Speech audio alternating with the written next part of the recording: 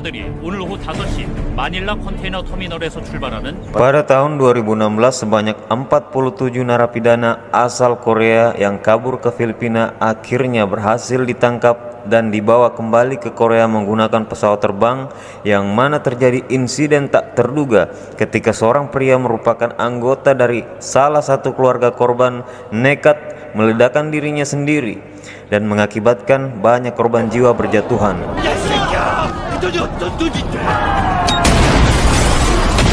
Kisah akan berfokus pada tahun 2022 ketika sebanyak 20 penjahat berhasil ditangkap dan akan dibawa pulang ke Korea.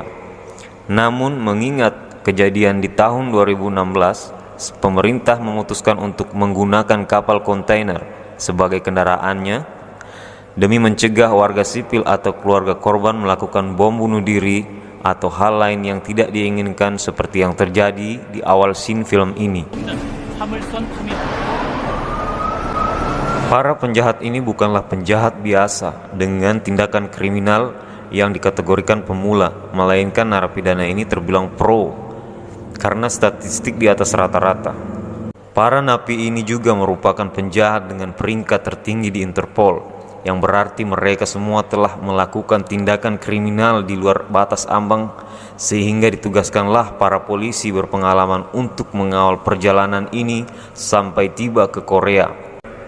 Dari sekian banyaknya tahanan, ada satu penjahat bernama Jumdu, kita panggil saja Kundu, yang merupakan pelaku pemerkosaan dan pembunuhan terhadap lebih dari 30 wanita, di mana Kundu yang memiliki tato di sekujur tubuhnya ini, dan dia termasuk salah satu tahanan yang lumayan good looking lah, namun tidak dengan mentalnya. Hal ini dibuktikan lagi dengan ia mengejek sang bapak polsek yang kita panggil saja Kapolsek, sehingga Kundu dihajar tepat di hadapan semua orang untuk menunjukkan bahwa jangan pernah main-main dengan para petugas kepolisian di sini.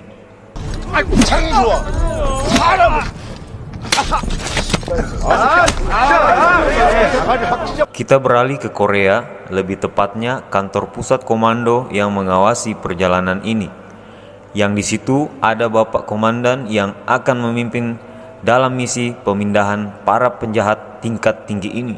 Kita kembali lagi ke kapal. Di menit-menit sebelum keberangkatan, narapidana pun dimasukkan ke dalam satu ruangan berisi 2 tahanan, di mana anak buah Kapolsek yang akan ditempatkan di depan setiap ruangan untuk menjaga dan mengawasi para penjahat jikalau ada yang macam-macam atau berniat untuk melarikan diri.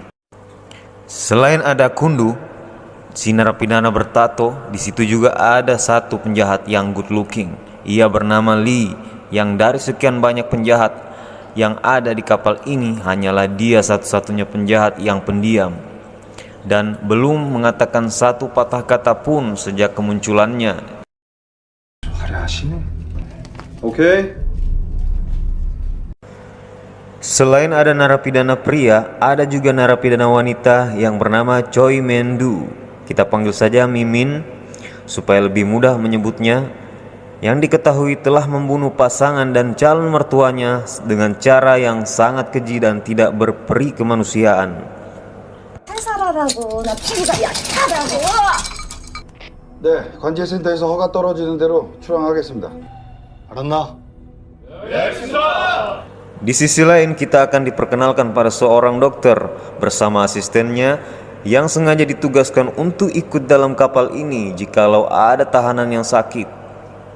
Selama dalam perjalanan, yang mana dokter ini bersikap cukup mencurigakan. Terlebih lagi, beberapa alat medis yang dibawanya sangat tidak wajar dan tidak lazim untuk dibawa oleh seorang dokter pada umumnya.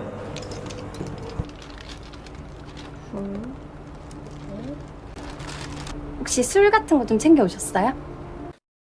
Selain itu, ada juga tim koki yang bertugas khusus untuk memasak makanan bagi para tahanan, di mana Pak Kapolsek yang merasa terbantu pun sangat berterima kasih kepada mereka semua yang telah bersedia untuk ikut dalam perjalanan yang beresiko ini.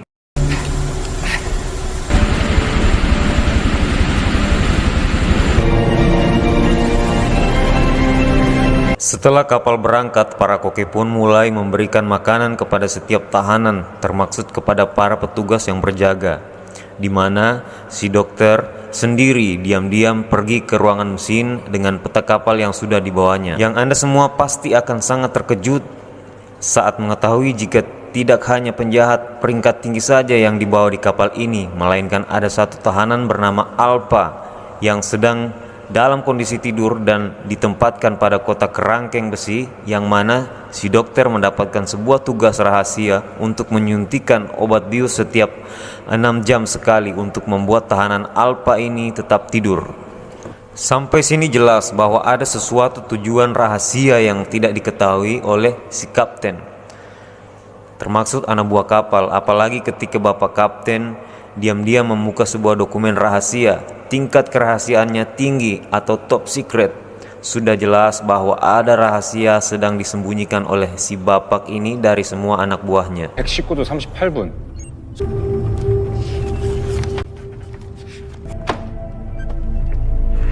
Saat petugas mulai lengah untuk tidak terus berjaga, hal ini dimanfaatkan Kundu untuk mengeluarkan sebuah kawat kecil yang sebelumnya sudah ditanam di bawah kulit lidahnya.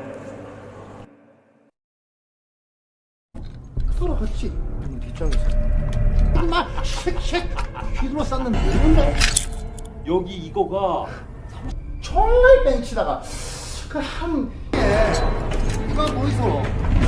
Di saat bersamaan kita kembali akan dikejutkan dengan sebuah fakta bahwa para koki ini rupanya bukanlah koki asli, melainkan rekan si Kundu yang sama-sama penjahat kejam, di mana mereka sebelumnya sudah membunuh para koki asli dan menyamar sebagai koki untuk bisa masuk di kapal ini.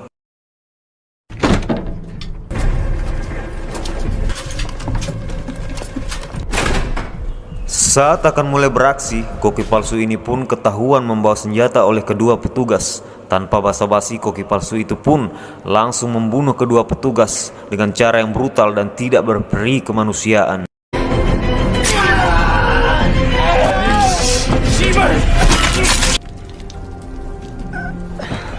Setelah memasukkan jasad ke ruangan pendingin, mereka semua pun masuk ke ruangan kapten kapal dan membantai semua kru kapal, kemudian merusak semua alat komunikasi termaksud satelit, supaya kantor pusat tidak bisa mengetahui apa yang sebenarnya terjadi.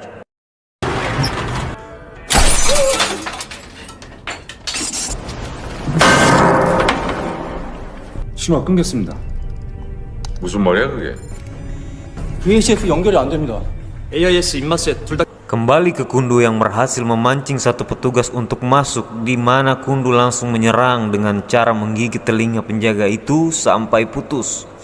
Di saat bersamaan muncullah sebagian koki palsu yang membantai seluruh petugas yang berjaga di tempat ini, sehingga Kundu bisa leluasa menghabisi satu petugas tersebut. Dan yang lebih parahnya lagi adalah dia benar-benar menikmati momen tersebut dengan cara menikam jantungnya secara perlahan dan mengencing jasad tersebut dengan ekspresi psikopatnya.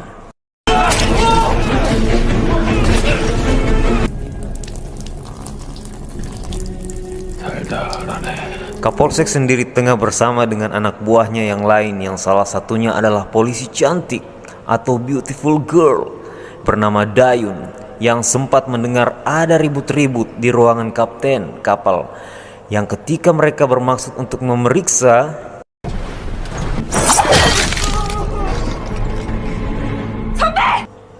tiba-tiba terjadi baku tembak antara Pak Kapolsek dengan si ketua koki palsu, di mana Dayun, polwan cantik ini, sungguh hebat dan berani mengangkat senjata dan terlibat dalam kejadian baku tembak ini.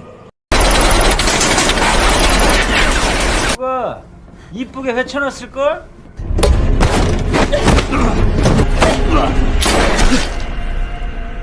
Setelah berhasil membunuh ketua koki, Dayun pun mencoba untuk bertanya kepada salah satu kru kapal yang sudah sakau, namun masih bisa diinterview mengenai apakah ada cara lain untuk menghubungi pusat, di mana kru tersebut mengatakan bahwa ada telepon satelit di ruangan mesin yang merupakan satu-satunya cara agar mereka bisa menghubungi kantor pusat. Kita kembali ke Kundu yang berhasil membebaskan semua penjahat sekaligus menguasai kapal Di mana Lee yang tidak setuju dengan aksi ini pun menyarankan Kundu untuk urungkan niatnya, karena nampaknya Lee sudah bisa membaca jika rencana ini terlalu gegabah dan bisa membuat mereka semua celaka. 돌아삐겠네. 뭐 일이 이래 됐뻔노. Si dokter yang terlihat begitu panik ketika mendengar suara tembakan, di mana dia memutuskan untuk mengunci pintu dan mengurungkan dirinya bersama asisten agar tidak terlibat dalam kekacauan yang sedang terjadi. Sementara Kundu pergi ke ruangan mesin satu penjahat bernama Opi, melakukan tugasnya untuk mengumpulkan semua jasad di dalam ruangan pendingin. Yang secara tidak terduga, darah dari semua tubuh korban pun mengalir melalui saluran pipa pembuangan yang tanpa sengaja bocor dan menetes tepat di wajah si tahanan Alpha. Dan lihat apa yang terjadi. Kapolsek dan anak buahnya baru saja sampai di ruangan para tahanan yang dipenuhi oleh darah milik anak buahnya sendiri, di mana Kundu dan pasukannya pun lebih dulu sampai di ruangan mesin untuk merusak telepon satelit dan membunuh semua kru yang ada di sana.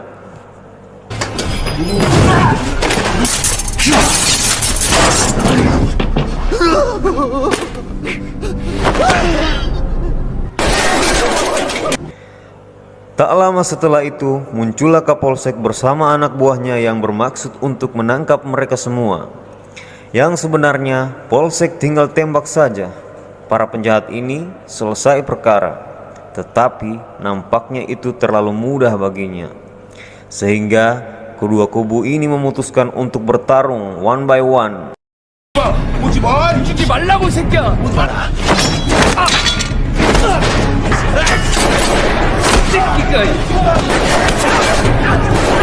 Ketika mereka sibuk berkelahi dan salah satu penjahat memilih untuk kabur tanpa disangka-sangka, semua orang langsung terdiam.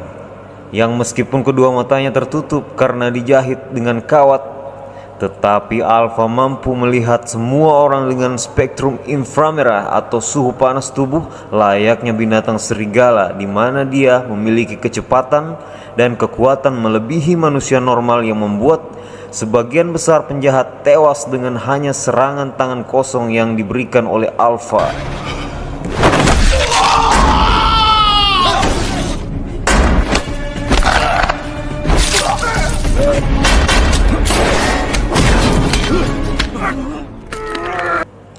Alpha pun membabi buta dan tak kenal rasa belas kasih, layaknya singa yang kelaparan.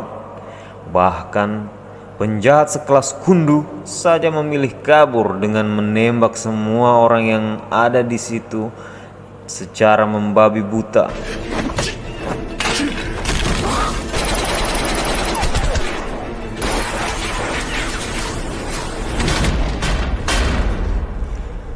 Alpha yang memiliki kecepatan super lincah layaknya serigala, di mana dua anak buah Kundu pun dihabisinya dengan cara yang sangat sadis, sehingga Kundu yang tidak punya pilihan lain pun terpaksa harus menghadapi Alpha.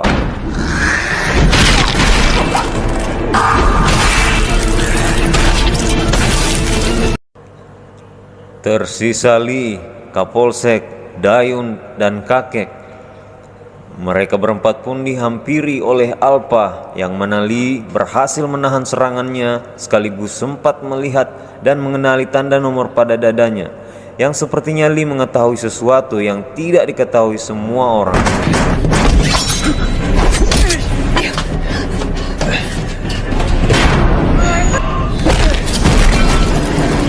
Mereka berempat pun akhirnya selamat setelah berhasil menutup pintu baja otomatis itu.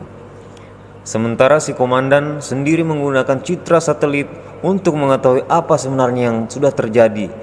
Dan beliau benar-benar dibuat geram ketika menyadari para penjahat itu membuat kekacauan di dalam kapal. Yang tak lama kemudian muncullah panggilan telepon dari seorang yang nampaknya sangat penting, bernama Direktur Siwin. 이 양반 나한테 약 좀 쳤다고. Entah siapa Direktur Siwin ini, tetapi dia memiliki tanda nomor di dadanya yang sama seperti yang dimiliki Alpha, di mana komandan diperintahkan untuk segera pergi ke kapal dan bereskan kekacauan tersebut secepat mungkin. 알고도 나 몰라라는 건 당신이잖아. 내 눈앞에 데려와. Kembali ke kapal, ada dua kru kapal yang rupanya masih hidup dan memutuskan untuk kabur menggunakan sekoci, tetapi Alpha keburu muncul dan membunuh mereka semua. Di tempat berbeda ada asisten dokter yang masih sempat-sempat maskeran tanpa tahu bahwa di sana, di luar, terjadi kekacauan yang sangat-sangat menakutkan.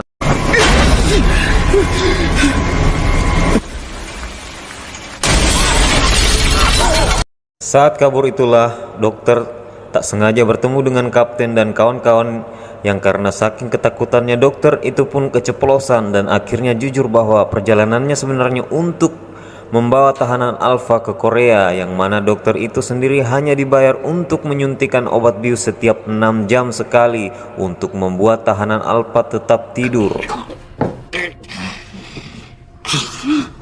Kapolsek pun menyuruh Dayon untuk membawa mereka berempat ke tempat yang aman, sementara dirinya akan pergi ke ruangan lain untuk mencari anak buahnya yang barangkali masih ada yang hidup. Meskipun sudah diperingatkan untuk jangan memisahkan diri, tetapi sikapnya tetap yakin dan merasa bahwa ialah pemeran utama dalam film ini.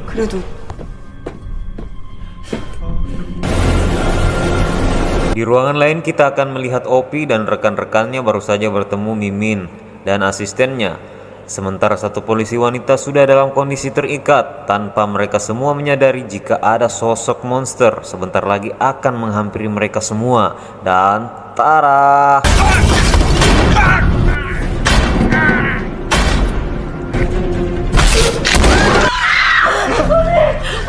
Tersisa Opi dan Mimin yang berhasil kabur menggunakan lift, di mana mereka berdua akhirnya bisa bernapas lega setelah merasa bahwa Alpha tidak akan bisa mengejar mereka. Akan tetapi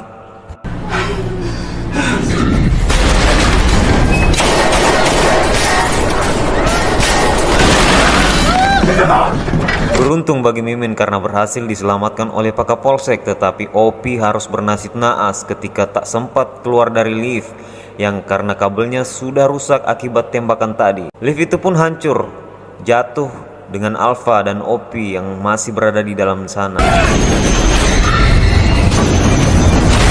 Kira jika Alpha tidak akan bertahan, Pak Kapolsek benar-benar dibuat takjub tatkala melihat Alpha masih berdiri tegak seolah tak terjadi apa-apa, sehingga mereka berdua segera pergi ke dapur untuk mengamankan Mimin di dalam ruangan pendingin. Dan Pak Kapolsek pun yang hanya seorang manusia biasa harus duel dengan seorang monster yang memiliki kekuatan luar biasa, yang meskipun Pak Kapolsek sempat berhasil memutuskan lengan kanan Alpha, dia tetap tidak memiliki peluang untuk selamat dan harus tewas seperti anak buahnya. Giliran Mimin yang dihampiri oleh Alpha pun berpikir keras untuk bisa selamat dengan cara berbaur dengan mayat yang ada di sana dan pura-pura mati dengan tidak bergerak sama sekali, yang secara tidak terduga cara itu berhasil untuk mengelabui Alpha.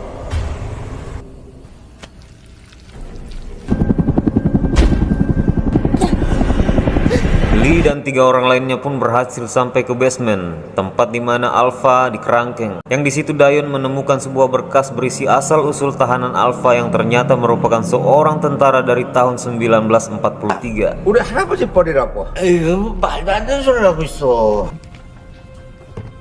실험체.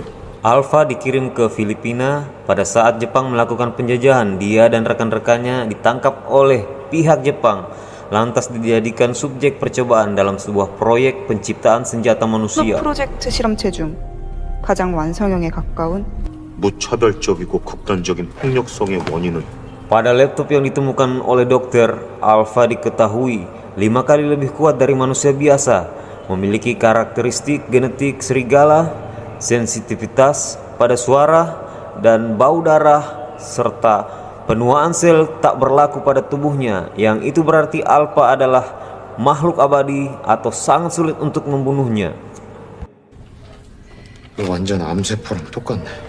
Kita flashback pada tahun 1943 ketika eksperimen ini baru saja selesai dilakukan, di mana saat semua orang sedang tepuk tangan merayakan keberhasilan ini, suara tepuk tangan tersebut memicu Alpha untuk bangkit dan langsung membantai semua orang yang ada di sana.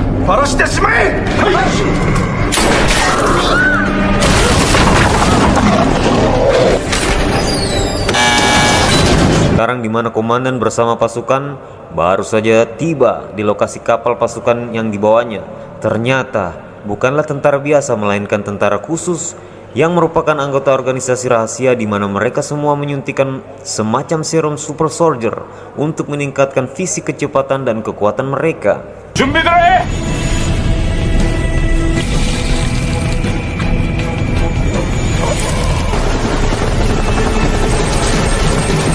Di dalam kapal, komandan langsung disambut oleh Mimin yang meminta pertolongan, disusul dengan kemunculan Dayun, dokter, dan si kakek. Di mana komandan langsung membunuh Mimin dan Dayun karena tujuan mereka ke sini bukan untuk mengevakuasi mereka semua, melainkan untuk membunuh Alpha yang sudah kepala lepas dan tak terkendali. Tak hanya itu, kita pun akan dikejutkan dengan sosok Lee yang ternyata memiliki tanda serupa seperti Alpha dan Direktur Siwin, di mana Lee ini merupakan salah satu subjek percobaan yang sengaja ikut dalam rombongan penjahat untuk bisa menemukan komandan dan organisasi rahasia yang telah membuatnya jadi seperti ini. 하는 짓거리는 여전히 추잡하. Kilas balik, Lee dan beberapa kawannya ternyata adalah korban penculikan untuk dijadikan subjek percobaan, yang dari semua subjek tak ada satupun yang berhasil bertahan dari serum tersebut. Hingga ketika semua mayat akan dibuang dan dijadikan makanan babi, Lee secara tak terduga membuka matanya, pertanda tubuhnya menerima serum tersebut. Yang dari situ Lee memutuskan untuk hidup normal dengan menikah dan memiliki keluarga kecil, sampai komandan muncul kembali membunuh istri dan bayi kecilnya, yang membuat Lee memutuskan untuk membalas dendam kepada komandan dan organisasi rahasia tersebut. Kemudian muncullah Alpha yang membuat perhatian semua orang langsung teralihkan, di mana semua pasukan langsung menembakinya yang membuat pertarungan brutal tak terhindarkan lagi.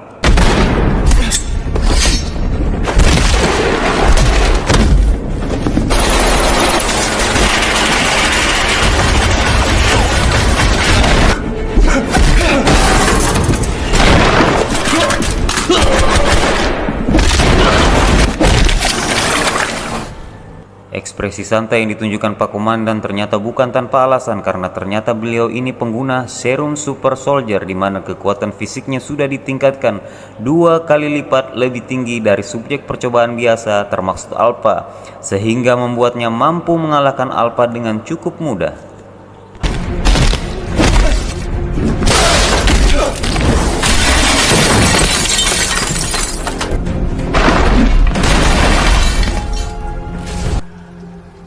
이 새끼는 죽을 거니까. Dokter dan si kakek sendiri naik di dalam helikopter, dan alih-alih akan kabur dari tempat tersebut, mereka berdua justru harus mati bersama pilot yang sudah standby di dalam helikopter. Tersisa Lee dan komandan di kapal. Mereka berdua bertarung one by one, yang mana sama-sama pengguna serum. Namun karena serum komandan sudah ditingkatkan khasiatnya, maka Lee harus dibuat kewalahan oleh serangan yang diberikan oleh beliau ini.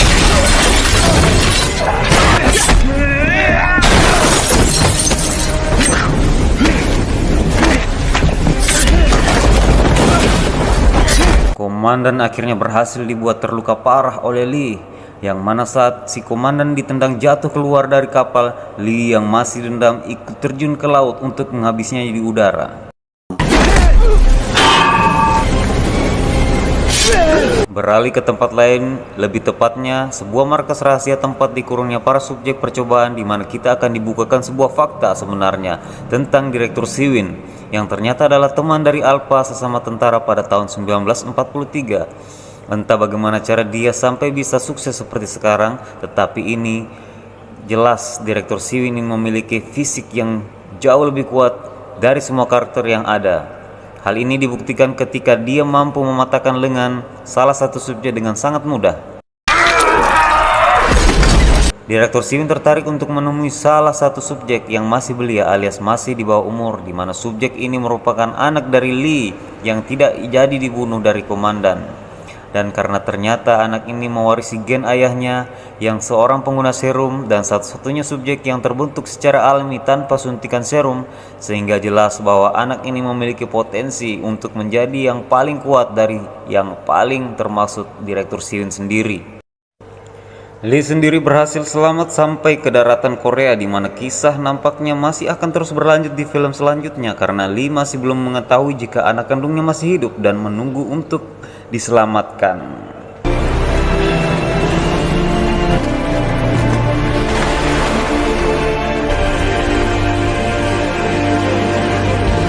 Itulah tadi alur cerita film Project World Hunting, yang mana alur ceritanya begitu menegangkan yang pasti membuat kalian agak mual jika melihatnya tadi. Jangan lupa untuk dukung channel ini, tetaplah berkarya walaupun tidak ada yang peduli, dan satu lagi jangan lupa siram kalau bus buang air. Thank you, see you next time, bye bye.